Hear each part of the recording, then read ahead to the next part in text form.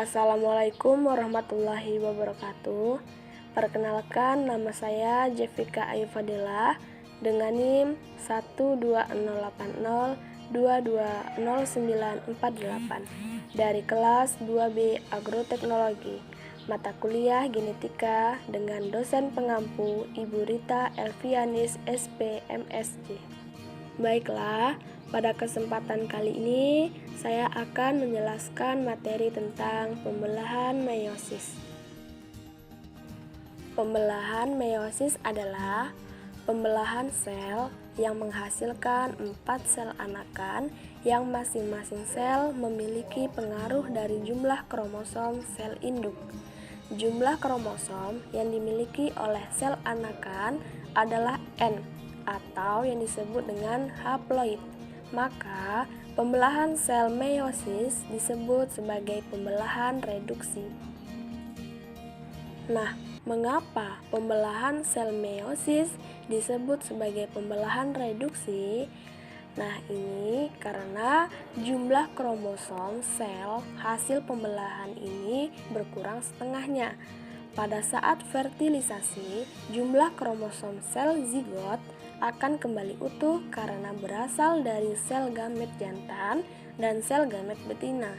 Kromosom dari gamet jantan merupakan pasangan kromosom homolog dari gamet betina. Kemudian, selain reduksi kromosom, pembelahan meiosis ini memiliki fungsi penting lainnya. Meiosis menyebabkan terjadinya variasi antara induk dengan keturunannya serta antar keturunan itu sendiri. Hal tersebut terjadi melalui pengelompokan kromosom secara bebas dan pindah silang atau yang disebut dengan crossing over. Nah, meiosis ini terjadi melalui 2 tahap pembelahan, yaitu yang pertama ada meiosis 1 dan yang kedua ada meiosis 2. Nah, meskipun pada tahap meiosis ini mirip dengan tahap pada mitosis, pastinya akan ada perbedaan. Nah, perbedaannya yaitu 2 tahap pembelahan meiosis menghasilkan 4 sel haploid dari 1 sel diploid. Pada pembelahan meiosis 1, dia terjadi pemisahan kromosom homolog ke dalam 2 sel anak. Kemudian, pembelahan meiosis 2 tidak diikuti oleh fase S pada interfase sehingga replikasi DNA dan duplikasi kromosom tidak terjadi pada kedua sel anak tersebut. Baiklah, akan saya jelaskan satu persatu bagian pembelahan pada meiosis. Yang pertama yaitu meiosis 1. Nah, dapat kita lihat pada gambar berikut ini. Pada meiosis 1, itu langkah pertamanya yaitu ada profase 1. Nah, profase 1 ini dia terdapat di dalamnya adanya leptoten, kemudian zigoten, kemudian pakiten, lalu ada diploten, dan ada diakinesis. Nah, pada leptoten ini dia kromosom mulai dapat dilihat seperti benang. Kemudian dia munculnya penebalan seperti manik-manik yang disebut dengan kromomer. Lalu ada 2 kromomatik, belum bisa dibedakan. Kemudian yang kedua yaitu adanya zigoten. Dalam zigoten tersebut, kromosom homolog mulai berpasangan atau sinapsis yang memungkinkan terjadi pindah silang. Nah, cara kromosom berpasangan dua-dua itu disebut bivalen. Kemudian yang ketiga ada pakiten. Nah, pakiten tersebut kromosom homolog berpasangan makin dekat, kelainan berpasangan mulai tampak, misal ada bentuk silang pada kasus translokasi. Kemudian yang keempat yaitu ada diploten. Nah, dalam diploten tersebut, tiap kromosom menjadi 2 kromatik. Jika terjadi pindah silang, maka akan tampak struktur bentuk silang atau huruf X yang disebut krisma antar kromatik, bukan kembarnya. Kemudian yang terakhir yaitu ada diakinesis. Nah, dalam diakinesis tersebut, kromosom menebal atau yang disebut dengan kondensasi maksimum. Kemudian nukleus dan membran nukleus mulai menghilang. Benang-benang gelendong mulai terbentuk.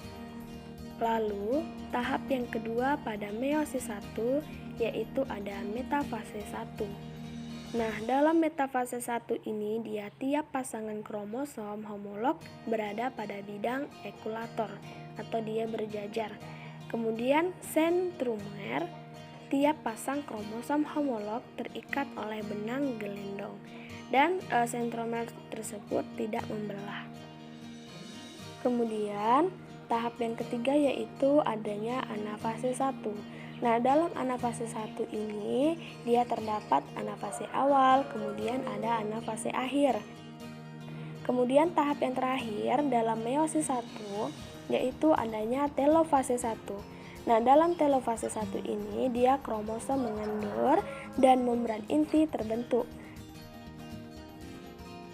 Selanjutnya, pembelahan meiosis yang kedua yaitu ada meiosis 2. Nah, tahap yang pertamanya yaitu adanya interfase 2, kemudian profase 2, kemudian ada metafase 2, lalu anafase 2, dan telofase 2. Oke, baiklah saya jelaskan satu persatu pada meiosis 2 ini ya. Nah, yang pertama yaitu ada interfase 2. Nah, dalam interfase 2 ini dia periode ini sangat singkat atau mungkin tidak ada. Dan kromosom tidak bereplikasi karena sudah terjadi pada interfase 1 yang tadi. Kemudian yang kedua yaitu ada profase 2. Nah, dalam profase 2 ini dia membran nukleus melebur dan kromosom mulai berkondensasi sehingga terlihat jumlah kromosom separuhnya. Kemudian tahap yang ketiga yaitu adanya metafase 2.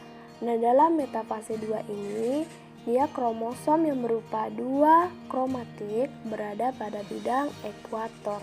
Kemudian masing-masing sentromer dia melekat pada benang-benang gelendong.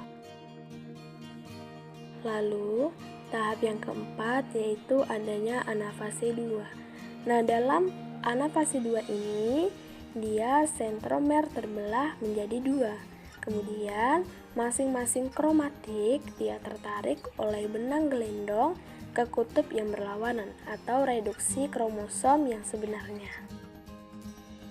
Nah, selanjutnya ini adalah tahap yang terakhir pada meiosis 2, yaitu adanya telofase 2. Nah, pada telofase 2 ini dia terdapat pembelahan sel ini mulai terjadi sehingga dihasilkannya 4 sel ana haploid dan 1 N atau yang disebut dengan tetrat. Ya, kemudian yang kedua yaitu adanya masing-masing inti mengandung separuh anggota dari jumlah kromosom total. Lalu nukleolus dan membran nukleus terbentuk kembali dan kromosom mengendur dan tidak tampak lagi seperti gambar berikut ini ya. Baiklah, sekian penjelasan dari saya. Kurang lebihnya saya mohon maaf. Semoga dapat bermanfaat bagi kita semua. Saya akhiri, wabillahi taufiq wal hidayah. Wassalamualaikum warahmatullahi wabarakatuh.